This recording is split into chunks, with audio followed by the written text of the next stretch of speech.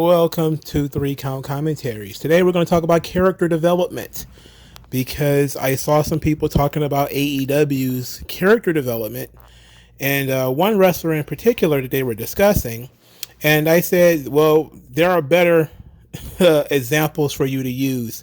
So for starters, let's talk about character development. What is character development? Well, we all know what a story is, right? A story consists of the beginning, the middle, and the end. There's an exciting event or an inciting event, something that occurs that makes the story occur. There's characters. The characters do things. They respond to different inciting events, or they call plot points throughout the story. Now, a character development is the character arc, meaning the character's beginning, middle, and end, how the character begins the story and how they end the story. Now, there are some characters that are considered flat characters. These characters do not change the story, but usually a better way would say they don't have character arcs. They will affect and respond to the plot, however.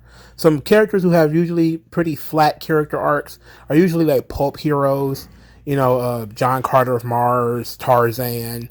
Those characters don't really change too much throughout the story. Superman is a character that usually has a flat character arc where you don't change Superman too much throughout a Superman story. Superman affects change. You don't change Superman.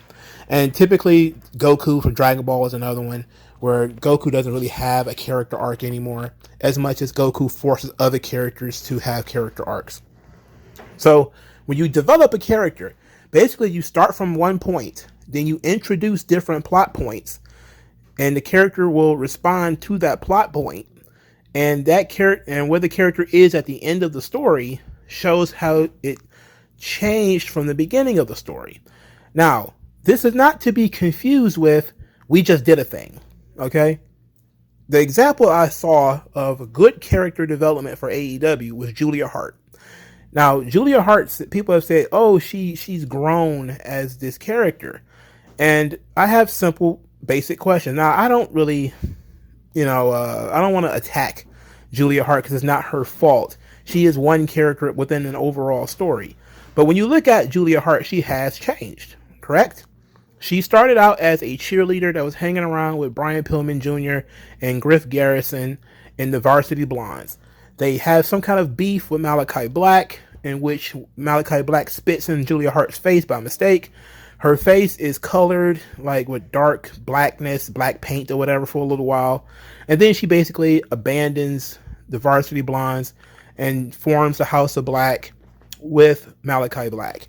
Now, that's her character progression. The problem with the character development here is that there is no real reason why this occurred. I don't know why Malachi Black was even feuding with the Varsity Blondes. I don't know what Julia Hart, why she chose to join Malachi Black. And you could say, well, the paint corrupted her or whatever the case may be. Okay, but whoever said that? Like, where did this come from? Now, if you take somebody like Jungle Boy or Jack Perry right now, much better in terms of developing the character. You got happy-go-lucky Jungle Boy, just happy to be there. He wants to be, his entire character arc for like the last year or so has been him passing judgment on other wrestlers, calling them pieces of shit, like he called MJF a piece of shit. He was very offended and upset at Luchasaurus when Luchasaurus decided to turn his back on him. He was upset with Christian, turned his back on him. And, there's a bitterness growing within Jungle Boy. And he starts to say, I want to be the world champion, but I'm going to be the world champion the way I want to be the world champion. And that is not listening to people like MJF, who is telling him he needs to cut corners. He needs to, forget about his friends. He needs to, turn his back on the fans. He needs to be more selfish. He's refusing to do that. And then at some point, after losing to Sonata and not winning the IWGP title, and, he's now friends with somebody else in Hook, who is a champion.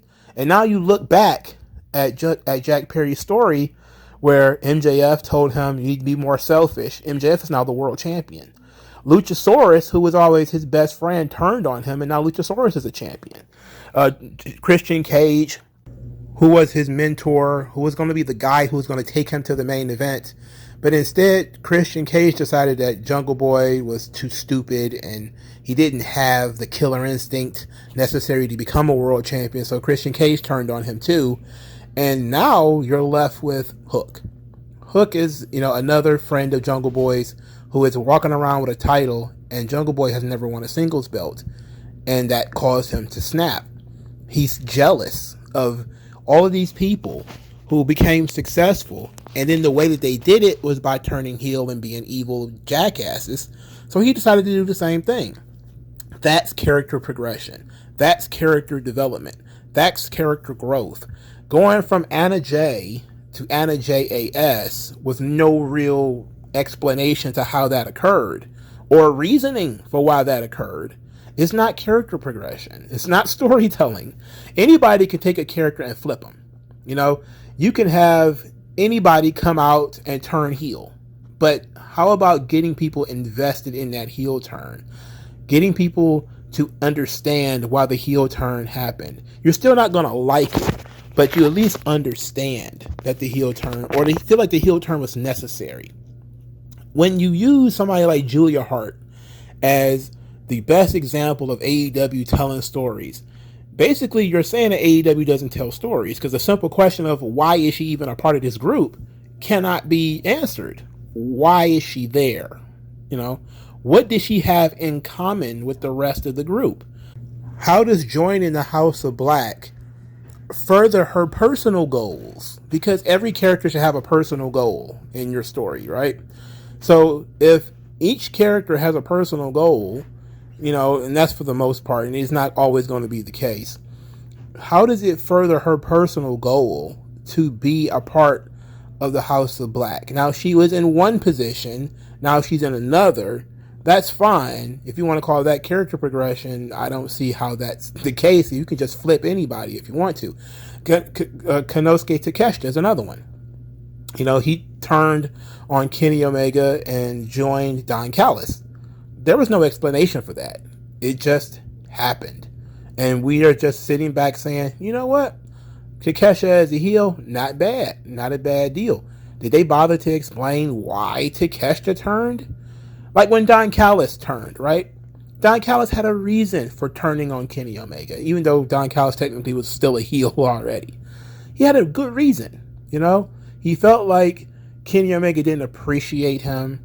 He felt like Kenny Omega was choosing the Young Bucks and all these other guys over him, and he's sort of, the father figure, the uncle figure or whatever to Kenny Omega, and he's going to show Kenny Omega that he's nothing without him. Okay, fine, and he takes Takeshita as his new protege. Okay, cool, but why would Takeshita take him up on that offer? That's the thing. You can have a Don Callis make the offer, but why did Takeshita take him up on that offer? You can have a guy like Malachi Black corrupt a young lady like Julia Hart, but why did she take him up on that offer? What is it in it for her?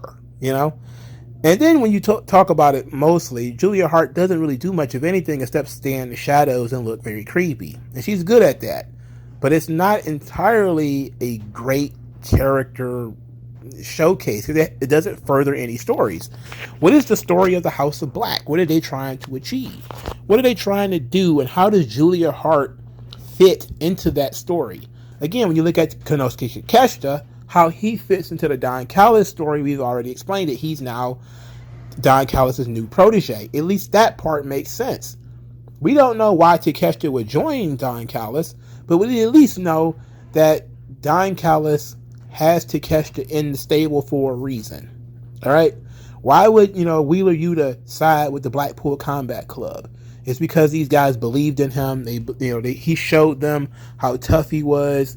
They put him through the ringer. They basically beat him in like it was a gang or something like that. They explained that. Okay, fine. Do I like Wheeler Yuta? No. Can you explain how Wheeler Yuta went from some no-name, faceless jobberino to the guy who's in the Blackpool Combat Club, even though he's the bump guy who does all the jobs? Yes. He had these matches with these guys. He didn't beat them, but he impressed them. And then they said, hey, there's something within this guy that we like. Let's put him under our wing. And he accepted it because he wanted already to be respected and accepted by these guys. So it made sense. But when there was no real reason for these characters to connect, to come together, people are not going to react the way that you would want them to. And if in order for your characters to really jump off the page and jump off the screen, you gotta have a reason why these things are occurring. When you look at the Bloodline story, and you look at why things are happening in the Bloodline story, that's why it's so over. Because people can understand the decisions that the characters are making. Not just because the characters are making decisions every week, and they're writing it so that the character has to make a decision. It's also that people understand the decision one made, whether it's made or not. Like, the people understood why Jey Uso stayed loyal to Roman. They also understood why he finally turned his back on Roman. That's the kind of character development. When people are talking about character development, that's what they're talking about. Can you answer the why? And let me tell you a little secret. When it comes to story writing, the most important thing is the why. You know, that's the singular most important element of the story. Why is each one of these things occurring?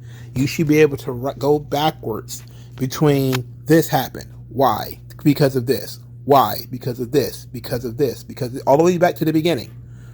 That's how you could tell your story. That's why sometimes people say write your story, write the end first, and then work your way back, because it forces you to answer the question of why this thing is occurring. Why did this character make this decision? Why was the character in this position? Why? That's an important piece of storytelling. If you don't have a why, and you can't explain why, then you don't really have a story. If she just joined the House of Black because they were the cooler guys with more money and bigger dicks, then I mean, that's just what it is. But at least let somebody know that, because at least it makes sense. But her just joining the group because it was Wednesday when it occurred, I was like, okay, sure, we'll go with it. It's not a story, but we'll go with it. And then, the question then becomes, okay, now she's been in the group for a while. How is she furthered by being in the group? And you haven't really seen too much of that either. Her role has expanded in terms of she's done more on the show. She's taken more bumps. She's wrestled more matches. She's won more matches. But she's not put in any top positions. It's not like joining the House of Black has made her a contender for the world title or made her the TBS champion or something like that. It literally hasn't done anything, It literally has not. It raised her stake in the company, but that was it. She's plateaued. She has not furthered since that point. Since the heel turn, she really hasn't gone further up or further or down. It's just been, her character arc was over, and then that's it. No personal thoughts of moving forward or anything like that. The wrestling on television is a soap opera. And the way it works is a never-ending story. Triple H talked about this, right? It's a never-ending story. That means your character is always going to be tested, stressed, pushed, pulled. It's going to be the thrill of victory, the agony of defeat, tough decisions that need to be made, etc., etc. And through that, you have years and years and years on television. If you stop forcing the characters to grow, then the characters stagnate and they get boring and they become background characters. A really good example of that is Dolph Ziggler. The guy doesn't have a character arc anymore. He's not even really flat because he doesn't respond to most of the stuff that goes on television. He's not really involved with anything. He shows up, works his match, and then disappears for a month. I mean, anybody can do that. Julia Hart's doing that right now. She pops up every once in a while to do something, and then she plays the background again. She's not involved in any feuds. She's not involved with any storytelling. She's not furthering her own personal goals. There's nothing happening with this girl.